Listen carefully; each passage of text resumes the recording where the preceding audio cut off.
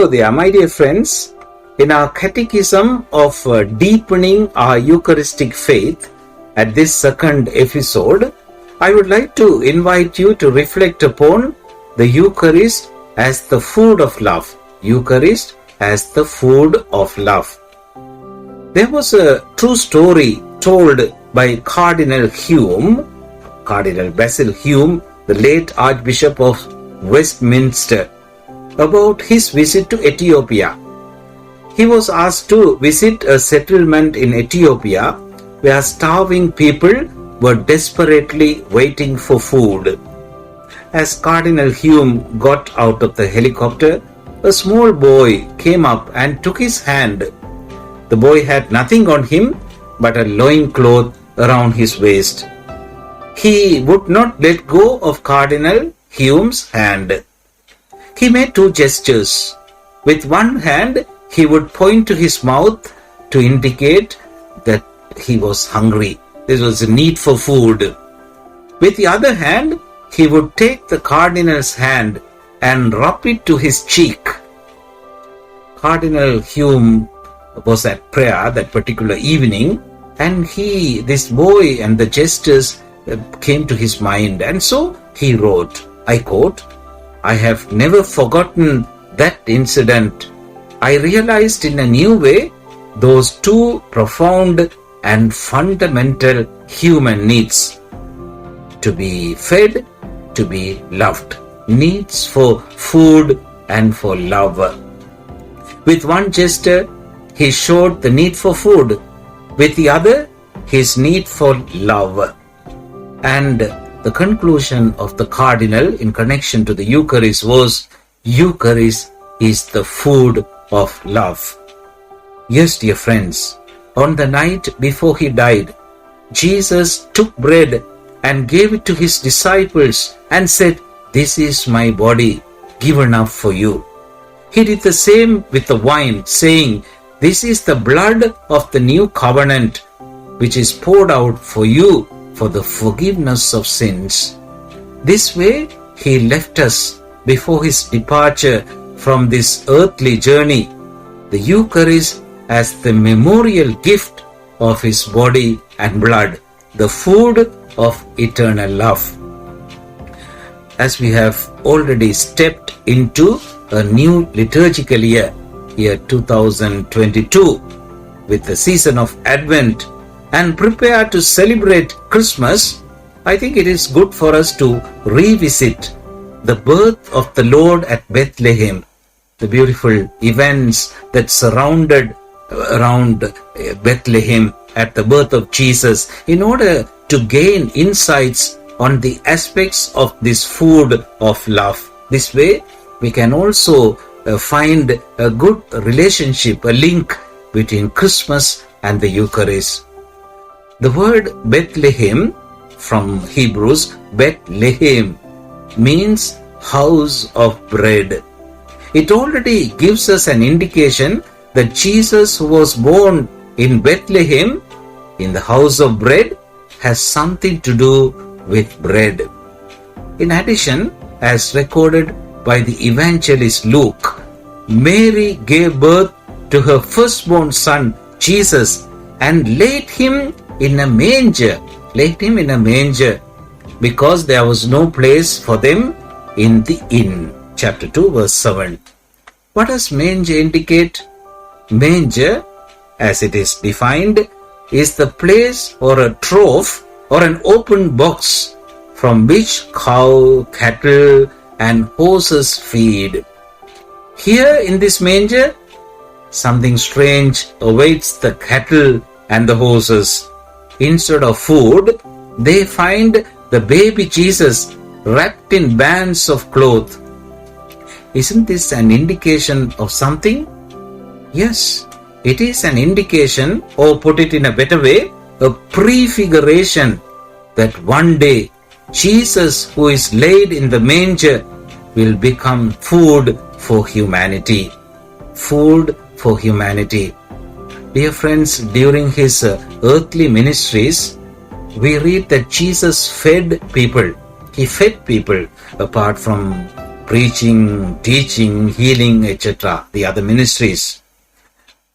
The multiplication of loaves, the only one that is reported once by all four evangelists and twice by Matthew and Mark, is a clear indication of divine compassion being operative in feeding. Even though the disciples wanted to dismiss the crowd, send them away. They wanted to dismiss the crowd so that they can go to the villages and buy food for themselves. Jesus refused to send them away. He refused to send them away. Rather, he trains the disciples in the school of compassion.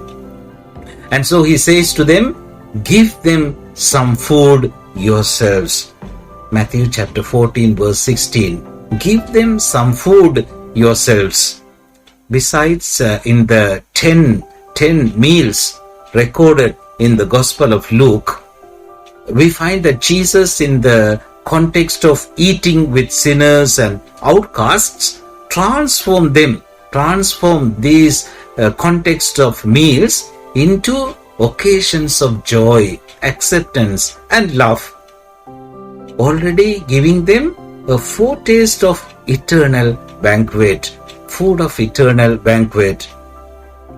Dear friends, going beyond these tables of food where Jesus fed many who were thirsty, hungry, rejected and marginalized, at the Eucharistic table, something extraordinary is taking place. Something extraordinary. What is that? Jesus is becoming food himself. He who gave bread has become bread himself. This is what he proclaims as stated by St. John in his Bread of Life discourse in chapter 6. I am the living bread that came down from heaven. Whoever eats of this bread will live forever. And the bread that I will give for the life of the world is my flesh. Again, it is offered to us as a gift and task, as Jesus says, truly I say to you, unless you eat the flesh of the Son of Man and drink his blood, you have no life in you. This means, dear friends, we are compelled by his love, more than an invitation, compelled by his love to join at the Eucharistic table in order to have life and have it abundantly too. The Eucharist is the only sacrament instituted in the form of a meal. It is true that all other sacraments restore and increase the supernatural life in us as they become external signs of internal grace. However, none of the sacraments except the Holy Eucharist has the form of a meal, the food element. In this sacrament of the Eucharist, we find that Jesus does not simply give food that will satisfy our physical hunger, but rather he gives gift of himself to embrace us with eternal love. In the Eucharist, he gives both the food and love which we truly need. And so, Eucharist is the food of love. As Father Henry Nouwen says beautifully, I quote, whenever you receive the body and blood of Jesus in the Eucharist, his love is given to you, the same love that he showed on the cross. Unquote. Yes, the Eucharist is the sacrament of love, the sacrament that overflows with charity. It truly contains the true loving Jesus, the God who is love and who loves us to the end. And so, as at the Last Supper, Christ wishes today to feed us.